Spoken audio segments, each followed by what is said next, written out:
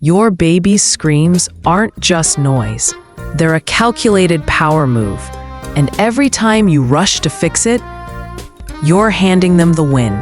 Those ear-piercing wails are their only tool to say, I need something and I need it now. But here's the kicker. Your instinct to swoop in and stop the chaos might be teaching them to scream louder, longer. Picture this. A tiny human, barely able to sit up, has already cracked the code that a shriek gets you running faster than a whispered coo. Smart, right? Frustrating, yes, but normal. The real question is, how do you turn down the volume without losing your mind, or theirs? Let's rewind to a moment every parent knows. Your baby used to grizzle softly when tired, maybe whimper for a bottle. Now, it's like they've unlocked a vocal superpower. 1 second, they're calmly stacking blocks. The next, they're red-faced, belting out a cry that could wake the neighbors. Why the shift? They're not broken. They're learning. Screaming works. It's their pre-word way of saying, I'm hungry, I want that toy, or pick me up before I lose it. But what if your go-to move, grabbing the bottle or scooping them up, locks this phase in longer than it needs to stick around? Pause for a second. What if you're not just soothing them, but training them to scream for results? Screaming isn't the villain here.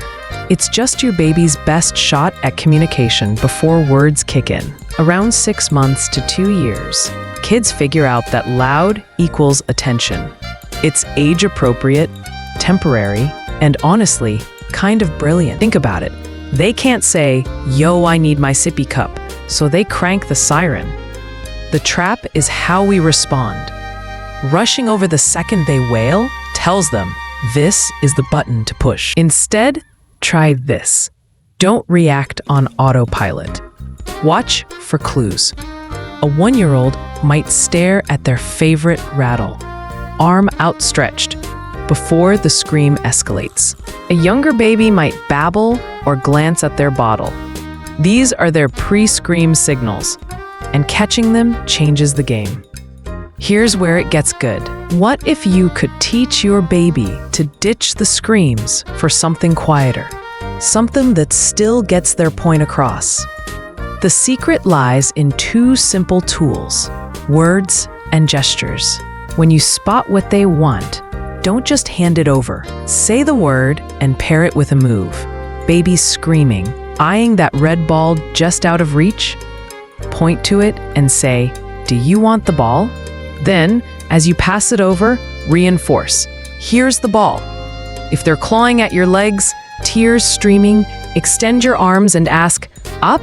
Lift then with a cheerful, up, up, up. This isn't just calming them down. It's laying bricks for their language house. Every time you name the thing they're after, you're slipping that word into their mental filing cabinet. Over weeks, months, they start connecting ball to that round, bouncy thing, or up to being hoisted into your arms. This word-gesture combo does double duty. First, it builds their vocabulary before they can even talk. Babies need to hear words repeatedly to recognize them. Say Teddy every time they reach for that worn-out bear. And soon, they'll know Teddy means that soft, snuggly toy. By the time they're ready to speak, around 12 to 18 months for most, they'll pull those words out like a magician with a rabbit. Second, gestures give them a scream-free way to communicate now. Pointing at a toy, raising arms for a lift. These are baby sign language, bridging the gap to speech. A 10-month-old who learns to point at their cup instead of wailing is already winning at communication. And you? You're winning at sanity. Now, let's dig deeper. This isn't a one-and-done trick. It's a system. Consistency is your superpower. Take a 9-month-old who's screaming because their favorite truck rolled under the couch. You could grab it right away, but that's a missed chance. Instead, crouch down, point to the truck, and say, truck? Want the truck? Hand it over with another.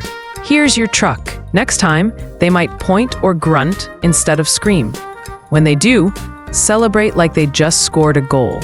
Clap, smile, say, "You want the truck," and hand it over fast. This tells them, hey, this pointing thing works. Data backs this up. Studies show kids exposed to consistent word repetition and gestures, like pointing or waving, hit language milestones faster. By 18 months, kids who use gestures often have vocabularies up to 50% larger than those who don't. But what about those moments when you're frazzled and pausing feels impossible? Picture a packed grocery store. Your toddler screeching in the cart, flinging Cheerios. Every eye's on you. You want to shove a pacifier in their mouth and bolt. Instead, take a breath. Look for the cue. Are they pointing at the shiny apple display? Say, "Apple? You want an apple?" And hand one over. You're not giving in, you're teaching. Or maybe they're just overtired. Hold out your arms, say, "Up for a cuddle," and lift them. These tiny pauses, seconds really, rewire how they communicate. Over time, screams fade because they've got better tools. A 2019 study in child development found that kids whose parents responded to pre-verbal cues with words and gestures cried less by age 2, hitting speech milestones earlier. Here's the heart-melting payoff. Imagine your 14-month-old who once screamed like a fire alarm, now raising chubby arms toward you, babbling for up. No tears, no meltdown, just a tiny human trusting you'll get it. Or picture them pointing at their sippy cup, grunting, "Bah," instead of wailing. These moments aren't just wins. They're magic. You've turned chaos into connection.